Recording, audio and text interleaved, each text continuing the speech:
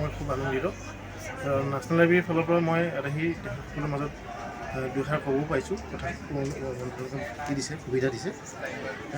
যিহেতু বিষ্ণুপ্ৰিয়া মণিপুৰী এটা ইনডেঞ্জাৰ্ড লেংগুৱেজ হিচাপে নিজৰ অস্তিত্বক লৈ বহুতখিনি এতিয়া চেষ্টা কৰি আছে যে নিজকে জীয়াই ৰখা ভাষাটো।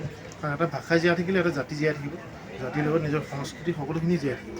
সেই ক্ষেত্ৰত তেওঁলোকে নিজৰ যিমানখিনি ৰিচোৰ্চ আছে লিমিটেড, তাৰ ভিতৰতে নিজে চেষ্টা কৰিছে যাতে লেংগুৱেজটো আৰু তাৰ সাহিত্য সংস্কৃতিক মানে ভালভাৱে লাইফসূতিটো স্থাপন কৰিব পাৰে, যাতে ভৱিষ্যতে বাচি থাকে।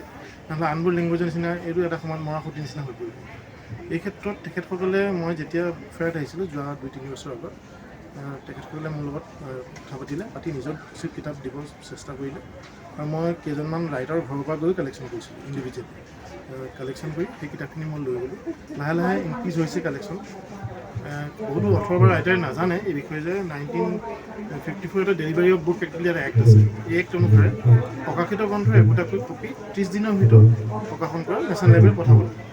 সেই অনুপাতে আমি অসমীয়া বা মণিপুৰী, বড়ো আৰু বিষ্ণুপ্ৰিয়া লেংগুৱেজ যিহেতু নৰ্থ ইষ্টৰ এটা লেংগুৱেজৰ কিতাপ তাতে এতিয়া গৈ আছে, মিজো লেংগুৱেজৰ কিছু কিতাপ যায়, তেওঁলোকক সদায় মানে অনুগ্ৰহ কৰিছে যে তেওঁলোকে কিতাপ পঠাওক, আমাৰ নৰ্থ ইষ্টৰ ভাষাখিনি উন্নতি হওক আৰু দহে জানক যে নৰ্থ ইষ্টখন আচলতে আমাৰ সেই এটা সময়ত যে কয় মহাভাৰতত কিৰাতৰ দেশ নাছিলে, তাৰ উপৰিও বহুত বেলেগ কিবাকিবি আছে, সেইখিনি জানিব পাৰে বা তাৰ সাহিত্য সংস্কৃতিৰ বিষয়ে অৱগত হ'ব পাৰে।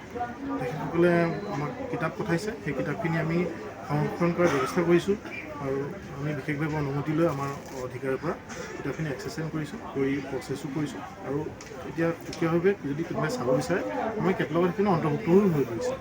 অনাগত ভৱিষ্যতে যদি এনেকৈ কিতাপবোৰ কোনোবাই পঠায় আমি সেইখিনি সংৰক্ষণ কৰিম আৰু তেওঁলোকে এটা নিজৰ ডিজিটেল ভাৰ্চনো আমাক তাকে দিম বুলি কৈছে। কোনো যদি অফাৰে ৰিম'ট এৰিয়াত থাকিও যদি বিচাৰে যে বিষ্ণুপ্ৰিয়া মণিপুৰী কিতাপখন লাগে ৰিচাৰ্চ সংক্ৰান্তত বা কিবা সংক্ৰান্তত, তেতিয়া আমি সেইখিনিও তেওঁলোকক প্ৰভাইড কৰিব পাৰিম। এই কৰি মই দুআষাৰ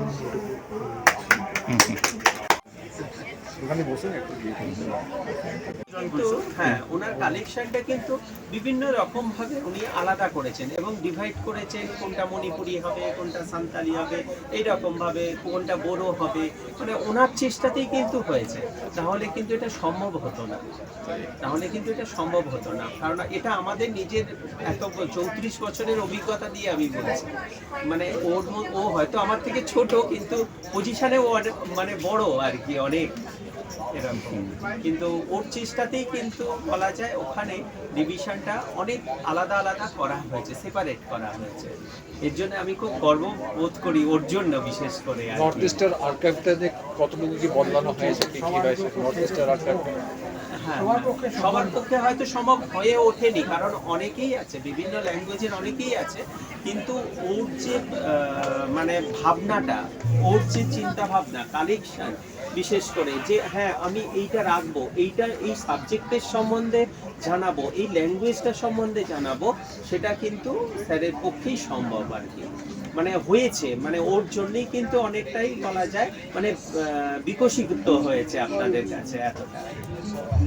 খুব ভালো লাগলো নর্থ ইস্টের, হ্যাঁ ও যেহেতু নর্থ ইস্টের, এটাও একটা ঘটনা হয়তো, মানে নর্থ ইস্টের অনেকেই আছে কিন্তু এর মতন সংগ্রহ করা বা এর মতন কালেকশন করা বা ওর মতন যে একটা উদ্যোগ নেয়া, সেটা কিন্তু কোনো মানুষ করেনি আর কি এর আগে অনেকেই ছিল, মানে যারা বলা যায় করলে আরো বেশি হয়তো ডেভেলপ করতে পারত, কিন্তু সেটা কিন্তু কেউ করেনি। কিন্তু ওর পক্ষে কিন্তু এটা সম্ভব হয়েছে যে এই 2-4 বছরের মধ্যে আপনাদের কোনটা মণিপুরি হবে, কোনটা সান্তালি হবে, কোনটা হবে, ওই কিন্তু আলাদাভাবে করেছে।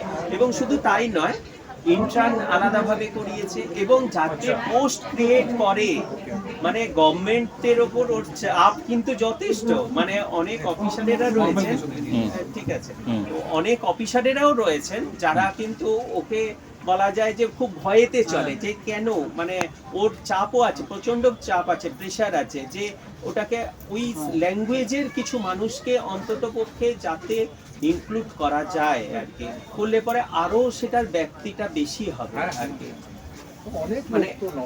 মানে হয়তো ছোট ছোট জিনিস, কিন্তু সেখানে সূত্রপাতটা করাটাও কিন্তু একটা সাংঘাতিক ব্যাপার আর কি। মানে ওই অত বড় জায়গাটার মধ্যে, যেখানে অনেক বড় ল্যাঙ্গুয়েজ, যেখানে পুরো অল ওভার ইন্ডিয়ার যত মানে বলা যায় যে আছে ল্যাঙ্গুয়েজ রয়েছে সেইগুলোকে আলাদা আলাদা করে মানে তারা কিন্তু করেনি, ও কিন্তু করতে মানে একেবারে বলা যায় যে খুব ইনিশিয়েটিভ নিয়ে করে আর কি।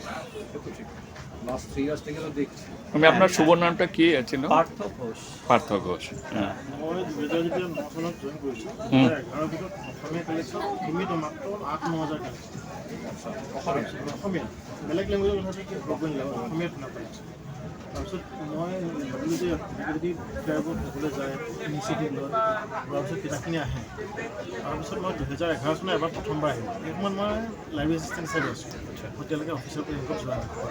তাৰপিছত 2012 চনত নিজে মই UPSC কোচিং হ'ল, চিলেকশ্যন হোৱাৰ পিছত মই যেতিয়া অফিচাৰ কেটেগৰীত আহিলোঁ, তেতিয়াহ'লে কিবা ইনিচিয়েটিভ লোৱা দৰকাৰ।